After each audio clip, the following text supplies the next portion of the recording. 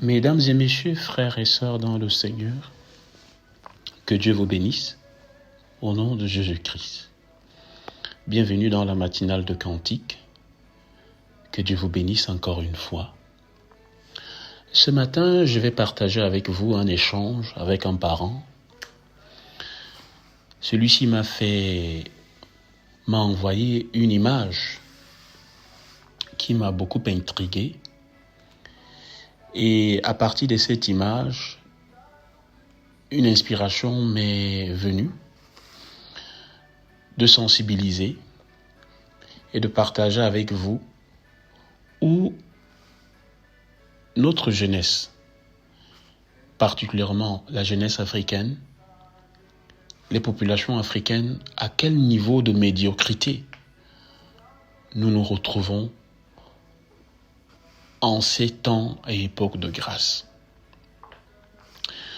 Si Dieu permet que cette image, que ce partage puisse être mis en ligne, vous allez comprendre ma stupéfaction. Alors, ce partage est intitulé « L'impuissance apprise ». Pourquoi l'impuissance apprise ? D'abord, à partir de cette image, on peut voir quelque chose de choquant. Un individu vivant dans une petite cabane, à peine salubre, où lui-même ne trouve pas de place. Cependant, il a une antenne parabolique sur le toit de cette petite cabane. Et plus choquant encore, il y a un grand écran plat devant sa cabane et il regarde un match de football et il a une télécommande à la main. D'où le titre « L'impuissance apprise ». Et le message qui accompagnait cette image disait ceci. Un peuple submergé par la médiocrité se condamne à l'échec et à la misère.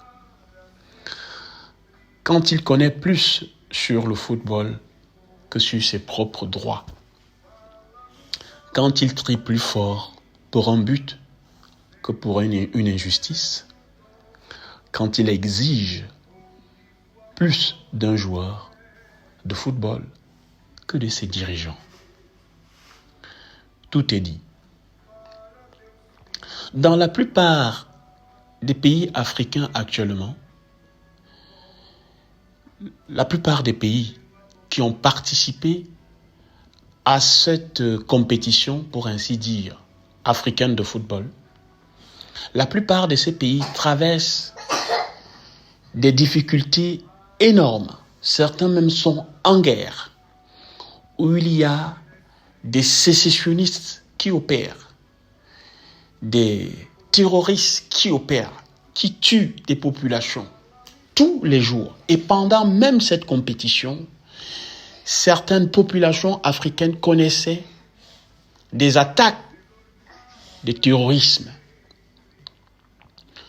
Cependant, la compétition poursuivait son cours et les populations étaient plus concentrées à regarder, à se réjouir ou alors à s'énerver, que ce soit une défaite, que ce soit une victoire.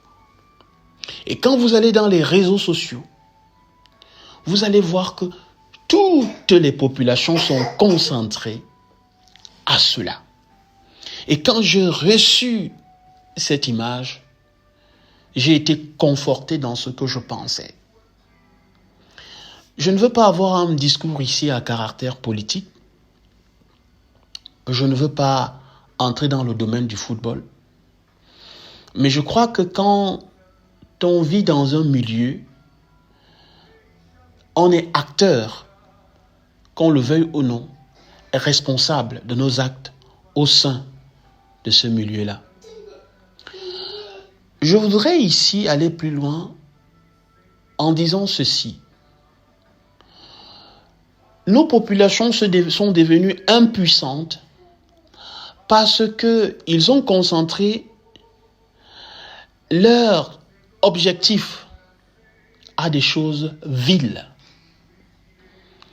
à des choses qui ne peuvent pas les sortir de la misère. Parce que je vous le dis, le football ne sortira pas l'Afrique de la misère. Le football ne peut pas aider un peuple, un pays à sortir de la misère.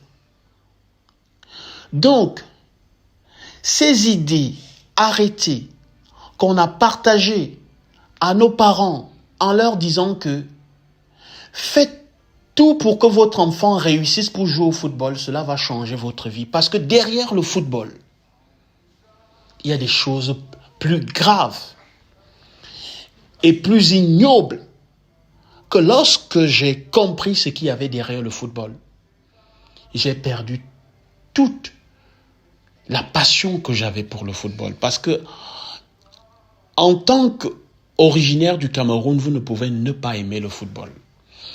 Et j'ai d'autant été plus choqué parce que mon oncle qui m'a envoyé cette image est un fervent amoureux du football. Si lui arrive à être choqué alors qu'il aime tellement l'équipe nationale du Cameroun, parce que je me souviens quand on voyait les matchs quand on était enfant, il pouvait sauter et aller attraper la télé avec les mains. Quand il aimait l'équipe nationale du football de Cameroun. Donc on a appris à nos parents que un enfant peut ne pas avoir étudié, ne pas avoir été dans une formation, dans un centre de formation ou appris un métier. Il suffit qu'il joue au football. Il sera riche. C'est une chose archi faux. La preuve est que sur un stade, il n'y a que 11 joueurs. Et il y a combien de familles? Combien de familles arriveront à avoir un footballeur dans leur maison pour entrer rien que dans cette logique-là? Donc ce n'est pas le football qui changera notre vie. Ce n'est non plus le football qui va développer un pays. Parce que le football n'a pas développé les pays africains. Pas du tout. C'est des investissements, c'est du travail, et ce sont les dirigeants qui sont censés apporter cette amélioration-là. Je vais m'arrêter là parce que si on va plus loin, le partage va devenir à caractère politique. Et je voudrais dire ici le cœur de Dieu derrière tout ça. Dieu dit dans sa parole que mon peuple est détruit parce qu'il lui manque la connaissance. C'est écrit dans le livre de Amos, chapitre 4, verset 6. Mon peuple est détruit parce qu'il lui manque la connaissance. Et Dieu ajoute dans le livre de Proverbes, chapitre 29, verset 18, ceci. Quand personne ne prévoit l'avenir, le peuple vit dans le désordre.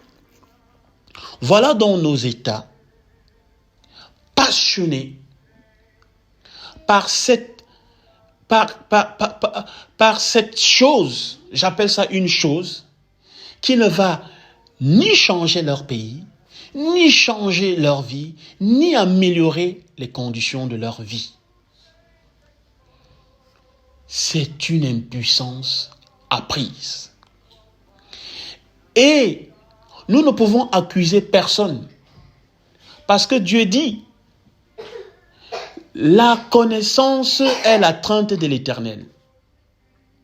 Si quelqu'un veut la connaissance, qu'il commence à craindre Dieu et il aura la connaissance. Parce que quand vous avez la connaissance, vous allez comprendre que le football n'est qu'une distraction. Jouer au football, c'est se mettre quelque part avec des amis, se faire plaisir et basta.